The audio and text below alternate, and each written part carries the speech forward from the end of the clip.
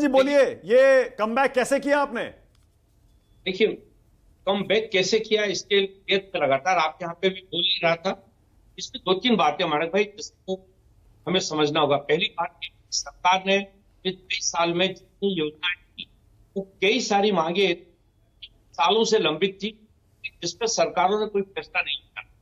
एकनाथ शिंदे साहब की सरकार ने उन सारी चीजों पर फैसला भी लिया और उनको बहुत ही शिद्दत के साथ इम्प्लीमेंट भी किया। तो लोगों ने इस बात को महसूस किया कि खाली घोषणाओं तक सीमित नहीं थी ये सरकार, इसने उन चीजों को क्रियान्वित भी करने की पूरी शक्ति लगाई। पहला कारण जो मैं मानता हूँ वो ये था।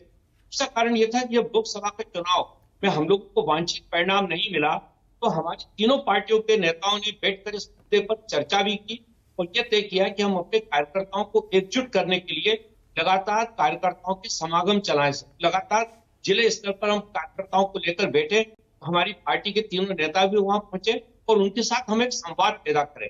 उस पूरी प्रक्रिया ने हमारे तीनों पार्टियों के कार्यकर्ताओं को एकजुट भी किया और उन्हें मोटिवेट भी किया एक साथ काम करने के लिए। तीसरा जो एक फैक्टर था कि हम लोग लगातार इस बात को कह रहे थे कि आने वाले दिनों में महाराष्ट्र के विकास के लिए अगर हम सोचते हैं तो जैसा कि जो परिणाम आया है, जो जिस सर्वे हुआ है 36% और 26% दोनों तरफ लोगों ने विकास की बात को अपनी सहमति दी है। तो हम लोग लगातार इस बात को कह रहे थे कि महाराष्ट्र की सरकार को अगर महाराष्ट्र में विकास के काम करना है तो हमको दिल्ली की सरकार के साथ चलना होगा, क्योंकि वहां पर 4 साल एनडीए की सरकार है और वहां पर आदरणीय नरेंद्र मोदी जी उसका नेतृत्व कर रहे हैं। इस बात को हमने बहुत ही शक्ति के साथ लोगों के बीच में रखा था और इस काम में हमारी पार्टी के तीनों दलों के जो नीचे के कार्यकर्ता थे उन्होंने भी इस बात को समझकर इसी बात को प्रचारित किया था। मैं ये मान के चलता हूँ कि ये जो सामने जो चीजें आई है, मैं किसी भी सर्वे को नकारता नहीं हूँ और मैं ये भी कहता हूँ कि हम लोग चुनाव जब लड़ते हैं तो हम लोग प्रैक्टिकल पॉलिटिक्स करते हैं। चुनाव लड़ने के बाद इस मुद्दे पे हम लोग बहुत कम चर्चा करते हैं कि कितनी सीटें आई और क्या होगा, क्योंकि अब सारा मामला मशीन के अंदर बंद है। जो करना था उसको पहले करना होता है। हम लोग हम हमेशा ये मान के चलते हैं कि हम तो जीतेंगे, हम तो सरकार बनाएंगे, क्योंकि अगर ये भाव ना हो तो फिर चुनाव आदमी लड़ेगा ही नहीं। हम लोग तो पहले दिन से बिल्कुल सही है। ओके, प्रदीप जी कुछ कहना चाह रहे हैं? हाँ प्रदीप जी बोलिए। नहीं, मैं अनुराग जी की बात को थोड़ी क्लैरिटी कर दूं कि बीजेपी खराब परफॉर्मेंस कर रही है। मैं बताना चाहता हूं, बीजेपी ने 149 सीट्स के ऊपर कंटेस्ट किया, जिसमें से मिड मार्क ले लीजिए 98 और 107 का 104। उसके मुताबिक 69% स्ट्राइक रेट है बीजेपी का।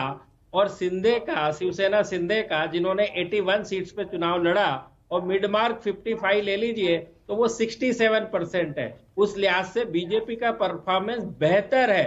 रह गई बात सीएम की, तो जो भी वर्तमान सीएम होते हैं उनके प्रति रिकॉल होना बड़ा स्वाभाविक। ओके, यानी स्ट्राइक रेट बीजेपी का ही सबसे ज्यादा है। अगर ऐसा है विजय जी तो मतलब मैं फिर से वही बात कह रहा हूं कि शिवसेना को तोड़ना, एनसीपी को तोड़ना, शिंदे जी को सीएम बनाना, देवेंद्र फडणवीस को डेप्यूटी सीएम बनाना और लोकसभा चुनाव में हार के बाद लाड़की बहना और शिंदे जी को आगे करके उनके नेतृत्व में चुनाव लड़ना, यानी अपनी कार्ड बिल्कुल सही खेले बीजेपी ने। ये तो बिल्कुल, जब एकनाथ शिंदे जी को लिया और शिवसेना को तोड़ा है, वो भी एक बड़ी स्ट्रेटेजी के तौर पर ही मैं कह रहा हूं कि उसका बड़ा फायदा हुआ और इसको सोच समझ कर ये फैसला किया होगा। और ये फैसला एक तो मुश्किल काम होता है कि अपने मुख्यमंत्री को उप मुख्यमंत्री बनाना। पहली बात ये लीडरशिप फैसला करे और दूसरा वो लीडर भी मान जाए। आप कितनी पार्टी ऐसी बता सकते हैं जिसमें उप मुख्यमंत्री बन जाए कोई मुख्यमंत्री, और वो भी किसी दूसरी पार्टी के नेता के साथ में? तो ये एक बड़ा काम वहां पर हुआ है और भारतीय जनता पार्टी मतलब ओवरऑल परफॉर्मेंस वैसा का वैसा ही कर रही है। लेकिन मैं गोपाल जी से एक चीज समझना चाहता हूं कि जब एकनाथ शिंदे साहब को वो कम सीटों पर मुख्यमंत्री बना सकते हैं, नीतीश कुमार जी को कम सीटों पर मुख्यमंत्री बना सकते हैं, तो उद्धव जी से ऐसी क्या नाराजगी थी? तब भी तो यही झगड़ा था खाली। नहीं, देखिए उद्धव जी के साथ दूसरी बात थी। अल्टीमेटली जब बीच में बात ये हुई थी कि जो आपस में तय हुआ था उसमें कहीं ना कहीं वहां पे वो था, बैक स्टैबिंग हुई थी, जो जिस बात को उसमें ये था।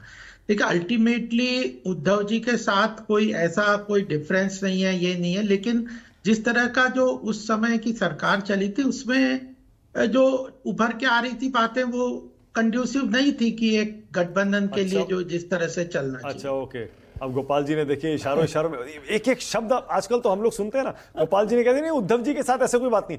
इसका मतलब यह है कि अगर शिंदे जी को सीएम बीजेपी ना बनाना चाहे और वो अड़ जाएं तो बीजेपी के पास एक विकल्प भी है। नहीं, लेकिन अमित शाह जी ने जिस तरह से यानी शिंदे जी ब्लैकमेलिंग नहीं कर पाएंगे कि मुझे बनाइए नहीं तो मैं तो चला। वो कहेंगे अच्छा ठीक है, जैसे 2014 में हुआ था, उद्धव ठाकरे ने साफ साफ कह दिया कि भैया हम नहीं है साथ में, तो एनसीपी ने असेंबली में बीजेपी को सपोर्ट करके सरकार बचा दी थी। और फिर उसके बाद एंड में उद्धव ठाकरे को बीजेपी के साथ आना ही पड़ा था बीजेपी की शर्तों पर, क्योंकि बीजेपी के पास एनसीपी का विकल्प था। इसीलिए गोपाल जी की बात से मैंने वो पकड़ा। बिल्कुल, ये तो महाराष्ट्र में largest party Bharatiya Janata party है, उसको प्रमुखता से मानना ही पड़ेगा किसी भी उस पे नेशनल लेवल पे।